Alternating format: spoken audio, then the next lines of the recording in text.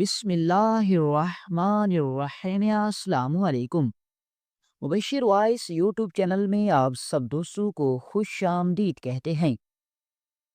سمیر ایک بہت ہی خطرناک اور سر پھرا ڈاکو تھا، جس کے سر کی قیمت قاضی صاحب نے عربی نسل کا گھوڑا رکھا تھا۔ مگر جب وہ زندان سے فرار ہوا تو ایک 60 سالے بوڑھے بزرگ تاجر کی دکان کے اندر چھپ گیا، اور اس بوڑھے بزرگ نے سمیر ڈاکو کو نہیں پہچانا اور اسے مظلوم سمجھ کر اپنی دکان کے اندر چھپا دیا۔ تھوڑی دیر میں قاضی کے سپاہی بازار کے اندر داخل ہوئے اور ہر ایک دکان کی اچھی طرح تلاشی کرنے لگے، مگر اس بوڑھے تاجر نے سمیر ڈاکو کو اپنے تہہ خانے کے اندر چھپا دیا تھا، لہذا سپاہی اس کو تلاش نہیں کر سکے۔ مگر جب سپاہیوں کے جانے کے بعد بوڑھے تاجر نے سمیر ڈاکو کو نکالا تو وہ خوف کے مارے ہانپ رہا تھا۔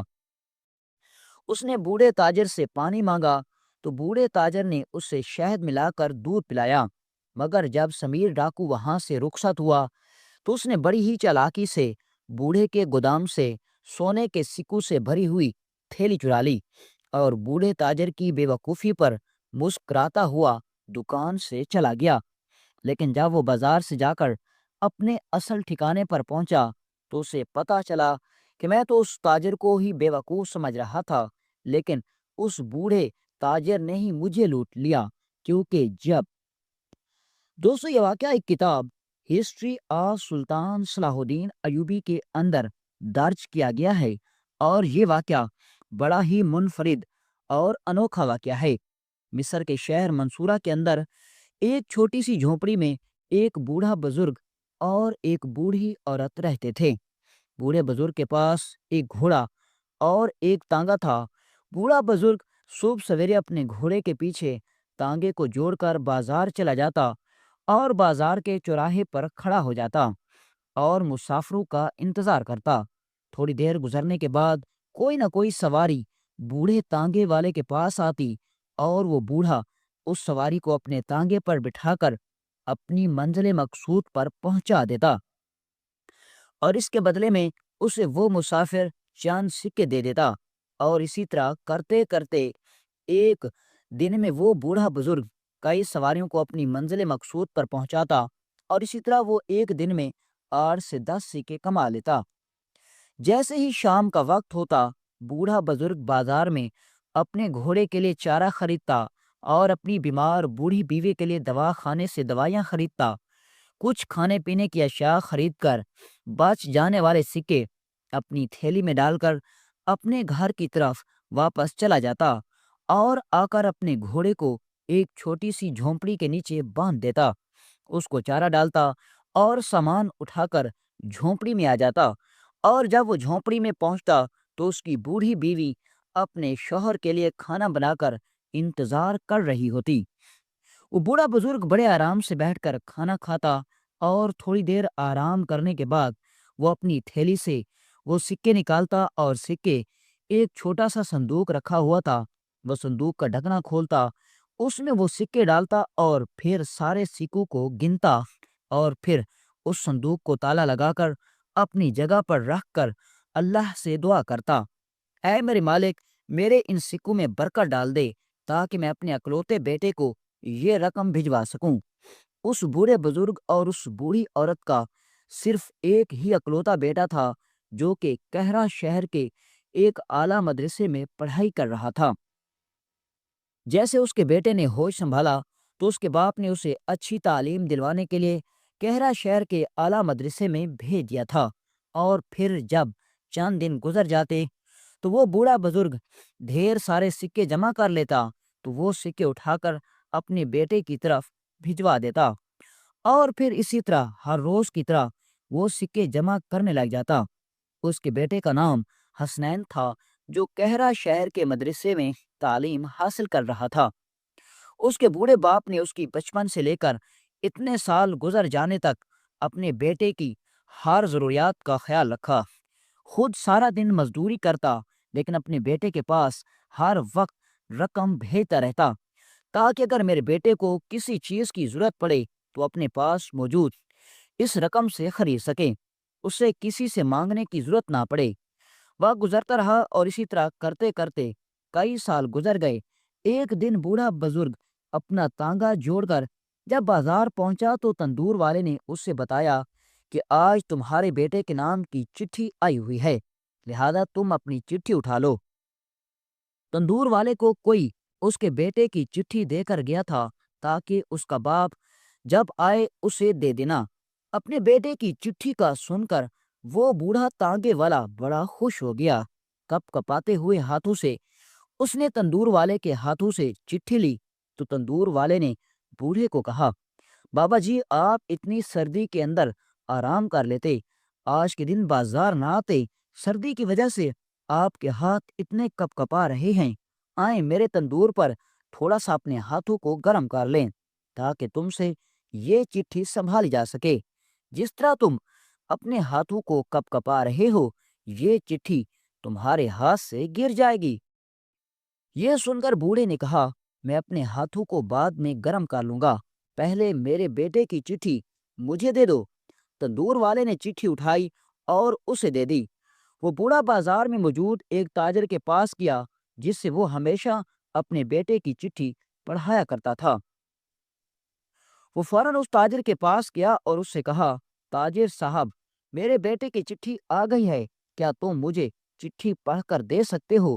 تو اس تاجر نے کہا، بابا جی آج سے پہلے میں نے آپ کو کبھی منع کیا ہے، دکھاؤ کون سی چٹھی ہے۔ اس تاجر نے بوڑھے بزرگ سے چٹھی لیتے ہوئے پڑھنا شروع کر دیا۔ اس چٹھی میں لکھا ہوا تھا، بابا جان آپ نے مجھے بڑی مشکل سے دن رات محنت کر کے خون پسینہ بہا کر پڑھایا اور اللہ کے کرم سے آپ میری پڑھائی کا آخری سال چل رہا ہے۔ بس یہ سال ختم ہونے کے بعد میری پڑھائی مکمل ہو جائے گی اور پھر میں گاؤں واپس آ جاؤں گا اور وہاں ایک دوا خانہ کھولوں گا اور پوری بستی والوں کی خدمت کروں گا، اور پھر آپ آرام کریں گے اور میں آپ کی ہر ضرورت پوری کروں گا۔ مجھے اپنی دعاؤں میں یاد رکھنا۔ یہ سن کر بوڑھا بزرگ خوشی کے مارے دوڑتا ہوا اپنے تانگے پر بیٹھا اور اس دن کوئی کام کیے بغیر، کوئی سواری اٹھائے بغیر سیدھا اپنے گھر واپس آ گیا۔ جب اس کی بوڑھی بیوی نے اپنے شوہر کو وقت سے پہلے گھر آتے ہوئے دیکھا تو وہ پریشان ہو گئی اور جھونپڑی کے دروازے سے نکل کر گھوڑے کے قریب آ کر کھڑی ہو گئی اور جھونپڑی کے دروازے سے نکل کر گھوڑے کے قریب آ کر کھڑی ہو گئی اور پوچھا، حضور آپ جلدی کیوں آ گئے ہیں؟ تو اس بوڑھے تانگے والے نے کہا، اے حسنین کی ماں تمہارے لیے خوشخبری لایا ہوں۔ تو اس بوڑھی عورت نے کہا، حضور بتائیے کیا خوشخبری ہے؟ تو حسنین کے باپ نے کہا، حسنین کی ماں تمہارا بیٹا اپنی طب کی تعلیم مکمل کر کے اس سال کے آخر پر آ رہا ہے اور اس نے کہا ہے کہ بابا جان تم اب آرام کرنا اور میں تمہاری خدمت کروں گا۔ یہ سن کر حسنین کی بوڑھی ماں خوش ہو گئی اور دوڑتی ہوئی جھونپڑی میں گئی اور کہا، حضور آپ اندر آ جائیں، میں نے آپ کے لیے دودھ گرم کیا ہے۔ اب وہ دونوں بیٹھ کر گرم گرم دودھ پینے لگے۔ اسی طرح وقت گزرتے 6 ماہ گزر گئے۔ صبح صبح کا وقت تھا۔ بوڑھا تانگے والا اپنے گھوڑے کو تانگے کے آگے جوڑ کر بازار کی طرف روانہ ہونے ہی والا تھا۔ اتنے میں اس نے دیکھا کہ ایک آدمی گھوڑے پر سوار ہو کر اسی کی طرف آ رہا ہے۔ اس گھڑ سوار کو دیکھ کر بوڑھا تانگے والا رک گیا اور دیکھنے لگا کہ آخر یہ آدمی کون ہے اور ہماری طرف کیوں آ رہا ہے۔ تھوڑی ہی دیر گزری تو وہ گھڑ سوار اس بوڑھے کے بالکل قریب آ گیا۔ اس نے اپنا گھوڑا روکا اور پوچھا، کیا آپ ہی حسنین کے باپ ہیں؟ تو اس کے بوڑھے تانگے والے نے کہا، جی ہاں میں ہی حسنین کا باپ ہوں، کیا ہوا؟ یہ سن کر اس آدمی نے اس سے بھرے لہجے میں کہا کہ مدرسے کے امام صاحب نے پیغام بھجوایا ہے کہ تمہارا بیٹا حسنین پچھلی رات مدرسے سے بھاگ گیا ہے اور ہم نے اس کو تلاش کرنے کی بڑی کوشش کی لیکن ہم اس کو تلاش نہیں کر سکے، اور امام صاحب نے پیغام بھجوایا ہے کہ اگر حسنین اپنے گھر واپس آئے تو اسے قاضی صاحب کے حوالے کرنا۔ یہ سن کر حسنین کے باپ نے کہا، اے نوجوان آخر تم یہ کیا کہہ رہے ہو؟ میرا بیٹا کہاں بھاگا اور آخر اسے قاضی کے حوالے کیوں کرنا ہے؟ تو نوجوان نے کہا، تمہارے بیٹے کا مدرسے کے اندر ایک طالب علم سے جھگڑا ہو گیا۔ پہلے یہ جھگڑا معمولی تھا، مسجد کے دوسرے طالب علموں نے ایک دوسرے کو چھڑوا لیا اور ان کے درمیان صلح کرا دی، لیکن دونوں کے دلوں میں غصہ تھا، نفرت تھی، اور پھر ایک بار ان کے درمیان لڑائی ہو گئی تو امام صاحب نے ان دونوں کو الگ الگ کمرے میں بند کرنے کا حکم دے دیا۔ لیکن جب صبح ان دونوں کے کمرے میں ان کو کھانا دینے کے لیے ملازم گئے تو انہوں نے دیکھا کہ جس لڑکے کے ساتھ حسنین کا جھگڑا ہوا تھا اس کی لاش کمرے کے اندر پڑی ہوئی تھی۔ کسی نے کھڑکی سے گھس کر اس کو قتل کر ڈالا تو ادھر سے دوسرا ملازم دوڑتا ہوا آیا اور اس نے کہا کہ حسنین اپنے کمرے میں نہیں ہے، وہ کھڑکی سے بھاگ گیا ہے۔ جب یہ خبر امام صاحب کو لگی تو اس نے فوراً قاضی صاحب کے پاس پیغام بھجوایا، اور قاضی صاحب نے اپنے سپاہیوں کے ساتھ جب مدرسے میں پہنچا تو سارے ثبوتوں اور گواہوں سے قاضی صاحب نے یہ فیصلہ کیا کہ حسنین نے غصے میں آ کر رات کو اپنی کھڑکی توڑی اور کھڑکی توڑ کر پھر اس نوجوان کی کھڑکی سے اس کے کمرے میں داخل ہوا اور اس کے سینے میں خنجر گھونپ کر بھاگ گیا، اور قاضی صاحب نے حکم دیا کہ حسنین کو پکڑ کر حاضر کرو تاکہ اس کو پھانسی پر چڑھایا جا سکے۔ یہ سن کر حسنین کے باپ کی آنکھوں کے آگے اندھیرا چھانے لگا، اس کے ہاتھ کانپنے لگے۔ تو اتنے میں اس کی بوڑھی عورت جب پیچھے دوڑتی ہوئی آئی اور اسے جب ماجرا پتہ چلا تو وہ بھی سر پیٹنے لگی۔ اب بستی کے لوگوں نے بوڑھے تانگے والے کو اٹھا کر بستر پر لٹایا اور حکیم صاحب کو بلایا۔ وقت گزرتا رہا اور وہ بوڑھے ٹانگ والا بستر پر پڑ گیا تھا، حتیٰ کہ وہ اپنے بستر سے اٹھ نہیں سکتا تھا، اور ہر آئے دن اپنے بیٹے کی سلامتی کی دعائیں مانگنے لگا۔ وہ اپنے بیٹے کا انتظار کرتا رہا کہ میرا بیٹا ایک نہ ایک دن ضرور واپس آئے گا۔ یہ سن کر تو اس کی ماں کہتی اگر حسنین واپس آ بھی گیا تو وہ ہمارے زخموں پر مزید نمک چھڑکے گا۔ جب ہماری آنکھوں کے سامنے اس کو پھانسی دی جائے گی تو کیا ہم برداشت کر سکیں گے؟ اس سے بہتر ہے کہ وہ ہماری آنکھوں کے سامنے نہ آئے، جہاں رہے زندہ رہے۔ تو اس کا باپ کہتا کہ میں نے اپنے بیٹے کی ایسی تربیت تو نہیں کی تھی، آخر ایسا کیا ہوا کہ اسے ایک انسان کا قتل کرنا پڑا؟ وقت گزرنے کے ساتھ ساتھ اس بوڑھے بزرگ کی طبیعت زیادہ سے زیادہ خراب ہوتی گئی، اور آخر کار وہ بوڑھا اس دنیا کو چھوڑ کر ہمیشہ ہمیشہ کے لیے چلا گیا۔ چند دنوں بعد اس کی بیوی بھی اپنے شوہر اپنے بیٹے کی جدائی برداشت نہ کر سکی، اور بستی کے لوگوں نے دیکھا کہ بوڑھی عورت بھی اپنی جھونپڑی کے اندر اپنا آخری دم توڑ چکی تھی۔ اب وہ جھونپڑی جو کئی سالوں سے آباد تھی اب وہ ہمیشہ ہمیشہ کے لیے سنسان ہو چکی تھی۔ بستی کے لوگوں کو بڑا افسوس ہوا، انہوں نے ان کی آخری رسومات ادا کی، اور انہوں نے ایک نوجوان کو حسنین کی تلاش میں بھیجا تاکہ اس کو خبر دے سکیں کہ تمہارے بوڑھے ماں باپ تیرا انتظار کرتے کرتے چلے گئے، لیکن وہ بھی حسنین کو تلاش نہیں کر سکا۔ وقت گزرتا رہا، ٹھیک 10 سال بعد ایک آدمی منصورہ شہر کے اندر داخل ہوا جس کے ساتھ ڈاکوں کا ایک بڑا گروہ تھا۔ وہ جہاں بھی ڈاکہ ڈالتا سب کچھ لوٹ لیتا۔ سب لوگ اس ڈاکو کے نام سے خوف کھانے لگے۔ جب اس بات کی خبر قاضی صاحب کو لگی کہ منصورہ شہر کے اندر ایک ڈاکو نے پڑاؤ کیا ہوا ہے اور ہر طرف اس نے تباہی مچا رکھی ہے، قاضی بڑا پریشان ہوا اور اس نے اپنے چند ماہر سپاہیوں کو اس ڈاکو کے بارے میں معلومات حاصل کرنے کے لیے بھیجا۔ چند دنوں کے بعد قاضی صاحب کے ماہر سپاہی جب واپس لوٹے تو انہوں نے بتایا کہ حضور وہ ڈاکو اچانک ہی نمودار ہوا، اس سے پہلے اسے کبھی کہیں ڈاکہ مارتے ہوئے نہیں دیکھا گیا، اس کا نام سمیر ڈاکو بتایا جاتا ہے۔ تو یہ سن کر قاضی بڑا حیران و پریشان ہوا اور اس نے کہا کہ تم اس ڈاکو کے ٹھکانے کا پتہ لگاؤ تاکہ اس پر حملہ کر کے اس کو پکڑ سکیں۔ تو قاضی صاحب کے سپاہی روانہ ہوئے اور چند دنوں کے بعد واپس لوٹے تو قاضی کے سپاہیوں میں ایک نوجوان سپاہی تھا جو بڑا ہی چالاک، پھرتیلا اور عقل مند تھا۔ اس نے قاضی صاحب کو بتایا کہ قاضی صاحب ہم نے سمیر ڈاکو کا پتہ لگا لیا ہے۔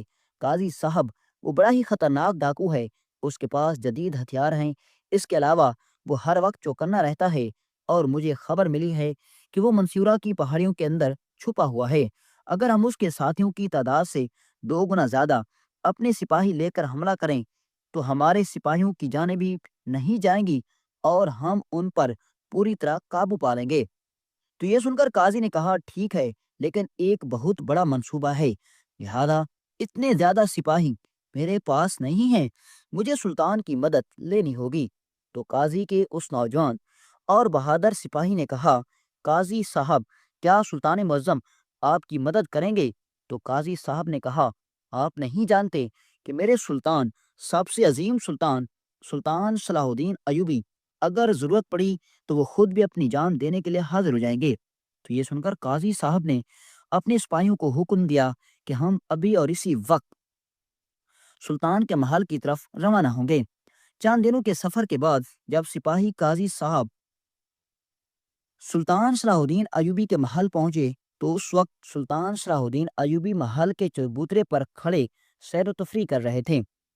سلطان صلاح الدین ایوبی کو خبر دی گئی کہ منصورہ شہر کے قاضی آپ سے ملنے کے لیے آئے گا ہیں۔ تو یہ سن کر سلطان صلاح الدین ایوبی حیران ہو گئے، کیونکہ سلطان جانتے تھے کہ بغیر کسی وجہ کے منصورہ شہر کے قاضی کبھی ملنے نہیں آئے۔ سلطان نے حکم دیا کہ اسن فوراً میرے خاص کمرے کے اندر لے آؤ۔ چاند لمحے گزرے تو قاضی صاحب سلطان کے سامنے پڑی نشست پر بیٹھے ہوئے تھے اور سلطان صلاح الدین ایوبی رحمۃ اللہ علیہ نے قاضی صاحب کو ٹھنڈا مشروب دینے کا حکم دیا۔ قاضی صاحب نے مشروب کا پیالہ پیتے ہوئے کہا سلطان معظم، میں نے آپ کو تکلیف نہیں پہنچانا چاہتا تھا، میں آپ کو مشکل میں نہیں ڈالنا چاہتا تھا۔ حضور، منصورہ شہر کے اندر ایک سمیر نامی ڈاکو ہے جس نے اپنے خوف سے لوگوں کو ڈرا رکھا ہے، اس نے خوف بٹھا رکھا ہے، وہ جس جگہ ڈاکہ ڈالتا ہے کچھ نہیں چھوڑتا، ہر چیز تباہ و برباد کر دیتا ہے، جس بازار میں جاتا ہے ہر کسی تاجر کو نہیں بخشتا، جس کے گھر میں ڈاکہ ڈالتا ہے کچھ نہیں چھوڑتا، لوگ اس کا نام سن کر کانپتے ہیں، اور ہمیں خبر ملی ہے کہ وہ منصورہ شہر کی پہاڑیوں کے اندر چھپا ہوا ہے، اس کے پاس بہت زیادہ تعداد میں ساتھی ہیں، اگر آپ ہمیں اس کی تعداد سے 2 گنا زیادہ سپاہی دے دیں تو ہم ان پر بھاری طور پر حملہ کریں گے اور اس کو پکڑ لیں گے۔ یہ سن کر سلطان صلاح الدین ایوبی نے کہا ٹھیک ہے۔ سلطان صلاح الدین ایوبی نے علی بن سفیان کو حکم دیا کہ ماہر سپاہیوں پر موجود دستہ تیار کرو۔ اس دستے کے اندر ماہر اور طاقتور سپاہیوں کو شامل کیا گیا اور سلطان صلاح الدین ایوبی نے اپنے سپاہیوں کو روانہ کر دیا۔ اب قاضی صاحب نے اس لشکر کی کمان اس نوجوان اور بہادر سپاہی کے ہاتھوں میں تھما دی۔ اب وہ نوجوان اس لشکر کی کمان کر رہا تھا اور اس نے بڑا ہی زبردست طریقے سے اس پہاڑی پر حملہ کیا اور اس نے سمیر ڈاکو کو پکڑ لیا اور باقی سارے ڈاکوؤں کو مار دیا گیا۔ چند دنوں کے بعد قاضی صاحب کے سامنے سمیر ڈاکو کو پیش کیا گیا اور جب اس ڈاکو کو قاضی صاحب نے دیکھا تو قاضی صاحب نے کہا میں نے آج سے پہلے تمہارا کبھی نام نہیں سنا تھا، تمہاری شکل دیکھ کر بتاتی ہے کہ تم شروع سے ایسا کام نہیں کرتے، لیکن آخر ایسی کیا وجہ بنی کہ تمہیں یہ کام کرنا پڑ گیا؟ تم اپنے بارے میں کچھ بتانا چاہتے ہو؟ تو سمیر ڈاکو نے قاضی صاحب، اگر میں آپ کو اپنے بارے میں بتا دوں تو سن کر آپ کے رونگٹے کھڑے ہو جائیں گے۔ یہ سن کر قاضی صاحب نے کہا کیا تمہاری داستان اتنی خطرناک ہے؟ تو اس نے کہا قاضی صاحب، میرا اصل نام سمیر نہیں بلکہ میرا اصل نام حسنین ہے، جو کہ کہرہ شہر کے مدرسے میں طب کی تعلیم حاصل کر رہا تھا۔ تو یہ سن کر قاضی صاحب نے کہا اچھا، تم وہی نوجوان ہو جس نے مدرسے میں ایک نوجوان طالب علم کا قتل کر دیا تھا؟ یہ سن کر اس نے کہا جی ہاں قاضی صاحب۔ یہ سن کر قاضی صاحب نے کہا کیا تم جانتے نہیں تھے تمہارا بوڑھا باپ جس نے ساری زندگی تانگا چلایا اور تمہیں اتنی اچھی تعلیم دلوائی، تمہیں اپنے باپ کا احساس نہیں ہوا اور تم نے اتنی چھوٹی عمر میں خون سے اپنے ہاتھ رنگ لیے تھے؟ کیا تم نہیں جانتے تیرا باپ تیری وجہ سے تڑپ تڑپ کر مر گیا؟ تو یہ سن کر قاضی صاحب کو وہ نوجوان کہنے لگا قاضی صاحب، میرا قصور یہ نہیں تھا کہ میں نے قتل کیا، میرا قصور یہ تھا کہ میں محبت کر بیٹھا۔ یہ سن کر قاضی حیران کہ آخر ان سب کا محبت سے کیا تعلق؟ تو حسنین، جو کہ اب سمیر ڈاکو بن چکا تھا، وہ کہنے لگا قاضی صاحب، مدرسے میں امام صاحب ہمیں عصر کے وقت تھوڑی دیر کے لیے مدرسے سے باہر گھومنے کے لیے بھیجا کرتا تھا تاکہ ہمارا دماغ تازہ ہو جائے۔ تو جب ہم سب طالب علم سیر و تفریح کے لیے جاتے تو ہمارے مدرسے کے پاس سے ایک خوبصورت لڑکی گزرتی تھی۔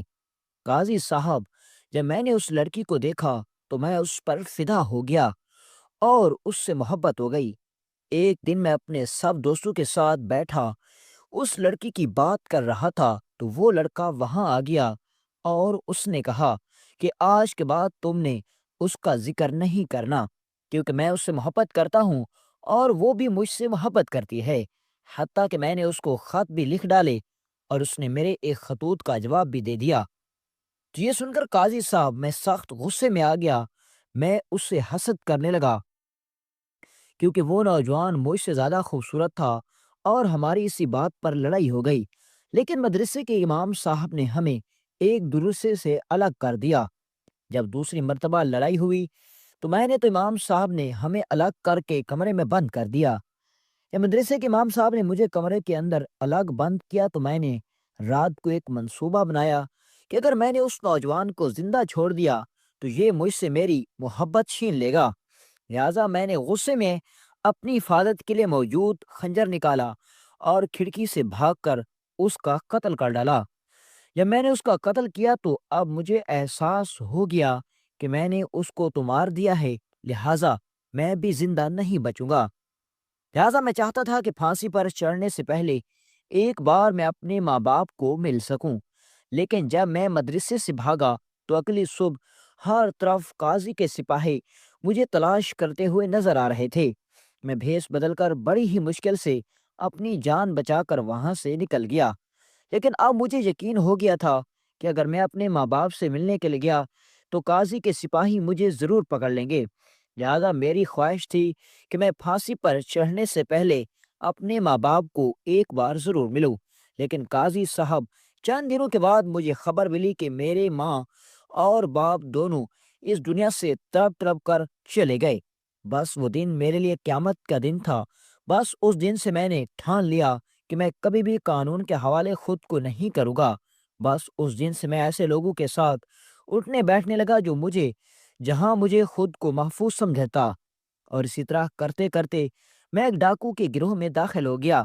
وقت گزرنے کے ساتھ ساتھ ڈاکو کے سردار نے دیکھا کہ ان سب ڈاکو کے اندر میں سب سے زیادہ پھرتیلا اور چالاک ہوں، تو اس نے مجھے اپنے گروہ کا سردار بنا دیا، کیونکہ وہ بہت بوڑھا ہو چکا تھا اور پھر وہ چند دنوں کے بعد مر گیا۔ اب جب میں نے دیکھا کہ ہمارا سردار اس دنیا سے چلا گیا تو میں نے سب ساتھیوں کو اپنے ساتھ لیا اور اپنے ہی شہر آ گیا۔ میں نے اب دل میں ٹھان لیا تھا کہ جس شہر کے اندر مجھے رہنے کے لیے جگہ نہیں ملی، جس شہر کے اندر میرا بوڑھا باپ تڑپ تڑپ کر مر گیا، اس شہر کو بھی میں تباہ و برباد کر دوں گا۔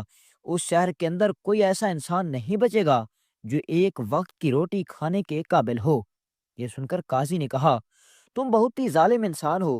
تم ایک لڑکی کا بدلہ لینے کے لیے پورے شہر کو تباہ کرنا چاہتے تھے۔ تم نے کتنے معصوم لوگوں کی جان لے لی، کتنے لوگوں کا مال لوٹا۔ اب قاضی صاحب نے حکم دے دیا کہ ایک ہفتے کے بعد اس کو پھانسی پر چڑھا دیا جائے گا۔ لہٰذا قاضی کے سپاہیوں نے اس کو اٹھایا اور زندان کے اندر بند کر دیا۔ وقت گزرنے لگا، ٹھیک آخری رات تھی اور صبح سمیر نامی ڈاکو کو، جو کہ اصل میں حسنین تھا، پھانسی دی جانے والی تھی۔ رات کے وقت ایک سپاہی سمیر کو کھانا دینے کے لیے آیا تو سمیر نے اس سے کہا، میں جانتا ہوں کہ جتنی تنخواہ تمہیں قاضی کے پاس سے ملتی ہے تمہارا اس سے گزارا نہیں ہوتا۔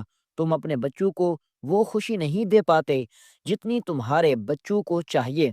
تم اپنی بیوی کو وہ خوشی نہیں دے سکتے جتنی ایک بیوی خواہش کرتی ہے، اور اس کے علاوہ تم قاضی کے ساتھ ہر وقت غلامی کی طرح رہتے ہو۔ کبھی بھی قاضی کے لیے تمہیں جان دینی پڑ سکتی ہے، لیکن اگر تم مجھے آج کی رات اس زندان سے بھگا دو تو میں تمہیں اتنی دولت دوں گا کہ ساری زندگی تم شہزادوں کی طرح زندگی گزارو گے۔ یہ سن کر وہ بیوقوف سپاہی سمیر ڈاکو کی باتوں میں آ گیا اور اس نے کہا، میں تمہاری مدد کروں گا، لیکن تم یہ بتاؤ کہ آخر تم مجھے اتنی ساری دولت کہاں سے دو گے؟ یہاں تو تمہارے پاس ایک پھوٹی کوڑی نہیں۔ تو سمیر نے کہا کہ اس شہر کے اندر اتنی قبریں نہیں ہوں گی جتنی اس شہر کے اندر زمین کے نیچے میری دولت چھپی ہوئی ہے۔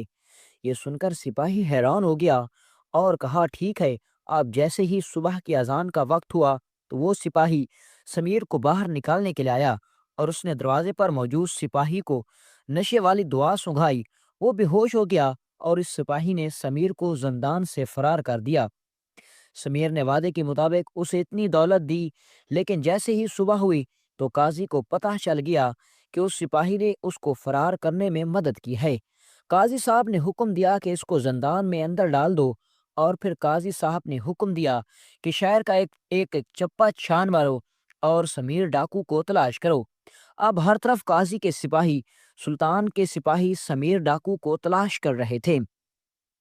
سمیر جہاں بھی جاتا، قاضی کے سپاہی اور سلطان کے سپاہی اس کو تلاش کر رہے ہوتے۔ کسی جگہ قدم رکھنا اس کے لیے محال ہو گیا تھا۔ اب سمیر سارا دن دوڑتا دوڑتا منصورہ کے بازار کے اندر جا پہنچا۔ جب وہ بازار پہنچا تو اس نے دیکھا کہ قاضی کے سپاہی اسے وہاں بکھرے ہوئے جانوری کترا تلاش کر رہے تھے۔ تو سمیر ڈاکو دوڑتا دوڑتا ایک بوڑھے تاجر کی دکان کے اندر داخل ہو گیا اور اسے کہا، قاضی کے سپاہی مجھے جان سے مارنا چاہتے ہیں اور میں بے گناہ ہوں۔ میرے بوڑھے ماں باپ میرا انتظار کر رہے ہیں۔ تو مجھے کہیں چھپا دے تاکہ قاضی کے سپاہی مجھے تلاش نہ کر سکیں۔ بوڑھے تاجر نے سمجھا کہ یہ نوجوان واقعی میں مدد کا طلبگار ہے، لہٰذا بوڑھے تاجر نے اس کو اپنے دکان کے نیچے بنے ہوئے تہخانے کے اندر چھپا دیا۔ تو اتنے میں قاضی کے سپاہی تلاش کرتے ہوئے آئے، کیونکہ قاضی کے سپاہیوں نے بازار کی ہر دکان کو اچھی طرح تلاش کیا۔ اس دکان میں بھی اچھی طرح تلاشی لینے کے بعد قاضی کے سپاہی اس کو پکڑ نہیں پائے۔ جب اس بوڑھے تاجر کی دکان کے اندر داخل ہوئے تو انہوں نے پوچھا، اے بوڑھے تاجر، کیا تم نے کسی نوجوان کو بھاگتے ہوئے دیکھا یا کوئی ایسا نوجوان جس نے تمہارے پاس پناہ لینے کی کوشش کی ہو؟ بوڑھے تاجر نے کہا، نہیں سپاہیوں، ایک نوجوان بھاگتا ہوا یہاں سے گزرا ہے لیکن میرے پاس نہیں آیا۔ سپاہی وہاں سے چلے گئے۔ تو بوڑھے تاجر نے سمیر کو باہر نکالا، لیکن سمیر بڑا ہی چالاک اور ظالم انسان تھا۔ اس نے جب بوڑھے تاجر نے اس کو دکان کے نیچے چھپایا تھا تو نیچے تہخانے کے اندر بوڑھے کے سونے کے سکوں سے بھری ہوئی تھیلیاں ایک صندوق میں پڑی ہوئی تھیں۔ تو سمیر نے بڑے ہی چپکے سے ایک تھیلی سونے کے سکوں سے بھری ہوئی اس صندوق سے نکال لی اور اپنے لباس کے اندر چھپا دی، اور پھر وہ بوڑھے کو خدا حافظ کہہ کر وہاں سے چلا گیا۔ اور اس نے سمجھا کہ میں نے اس بوڑھے تاجر کو بیوقوف بنا لیا، اس نے مجھے پناہ دی، لیکن یہ نہیں جانتا کہ میں اسی کو ہی چونا لگا کر جا رہا ہوں۔ اب دیکھتے ہی دیکھتے سمیر وہاں سے غائب ہو گیا۔ ادھر قاضی کے سپاہی ہر طرف سمیر کو تلاش کر رہے تھے، لیکن تلاش نہیں کر پائے۔ لیکن جب سمیر اپنے ٹھکانے پر پہنچا تو اسے اسی وقت پتا چلا کہ میں تو اس بوڑھے کو بیوقوف سمجھ رہا تھا، لیکن اس بوڑھے نے ہی مجھے لوٹ لیا۔ اس نے تو مجھے بیوقوف بنا دیا۔ ہوا کچھ یوں تھا کہ جب بوڑھے بزرگ نے سمیر کو تہخانے کے اندر چھپایا تھا تو اس وقت بوڑھے بزرگ کے دماغ میں خیال آیا کہ ہو سکتا ہے کہ یہ نوجوان خود کو اتنا معصوم کہہ رہا ہو اور معصوم نہ ہو۔ لہٰذا بوڑھے بزرگ نے ایک شیشی اپنی جیب سے نکالی اور سمیر پر بڑے ہی چپکے سے انڈیل دی۔ سمیر کو پتہ ہی نہیں چلا، اور وہ شیشی کسی اور چیز کی نہیں، ایک ایسی خوشبو کی تھی کہ وہ خوشبو لگا کر انسان جس جگہ بھی جاتا وہ خوشبو اپنا راستہ چھوڑتی جاتی۔ اب سمیر ڈاکو کو یقین ہو چکا تھا کہ جو خوشبو بوڑھے بزرگ نے میرے اوپر چھڑکی تھی، اس خوشبو کے ذریعے وہ بوڑھا مجھے ضرور تلاش کر لے گا۔ ادھر بوڑھے بزرگ نے قاضی کے سپاہیوں کے منہ سے سنا کہ جس کو اس بوڑھے بزرگ نے پناہ دی تھی وہ کوئی اور نہیں بلکہ سمیر ڈاکو تھا۔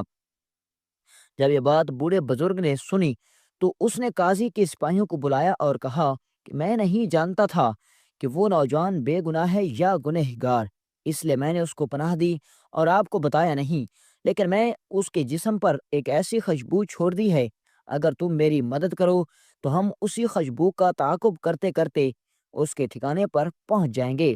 ادھر سمیر اپنے جسم سے وہ لباس اتار کر پھینک کر وہاں سے بھاگنے ہی والا تھا کہ قاضی کے سپاہیوں نے اس پر چھاپا مارا اور اسے پکڑ لیا، اور پہلی مرتبہ سمیر بوڑھے بزرگ کی عقل مندی سے بڑا متاثر ہوا۔ جیسے ہی قاضی کی عدالت کے اندر سمیر ڈاکو کو حاضر کیا گیا تو قاضی صاحب نے اس سے کہا کہ بوڑھے بزرگ نے تمہیں پناہ دی ہے، تمہیں اس کا نیکی کا بدلہ نیکی سے چکانا چاہیے تھا، لیکن تم نے زہریلے سانپ کی طرح اسے ڈانس لیا اور تمہارے لالچ نے ہی تمہیں پکڑوا لیا۔ قاضی صاحب نے حکم دیا کہ اس کو پھانسی پر چڑھا دو، اور اسی طرح منصورہ شہر کے لوگوں کا سمیر ڈاکو سے ہمیشہ ہمیشہ کے لیے جان چھوٹ گئی۔ دوستوں، امید ہے کہ آپ کو یہ سبق آموز اور دلچسپ واقعہ اچھا لگا ہوگا۔ اگر آپ کو یہ واقعہ اچھا لگا ہو، اور اگر آپ کو بوڑھے بزرگ کی عقل مندی اچھی لگی ہو، تو اپنی رائے کا اظہار کامنٹ سیکشن میں ضرور کیجیے، اور ہمارے یوٹیوب چینل مبشر وائس کو سبسکرائب کریں۔ ملتے ہیں انشاءاللہ نیکسٹ ویڈیو میں ایک دلچسپ اور سبق آموز واقعے کے ساتھ۔ اجازت دیجیے، اللہ حافظ۔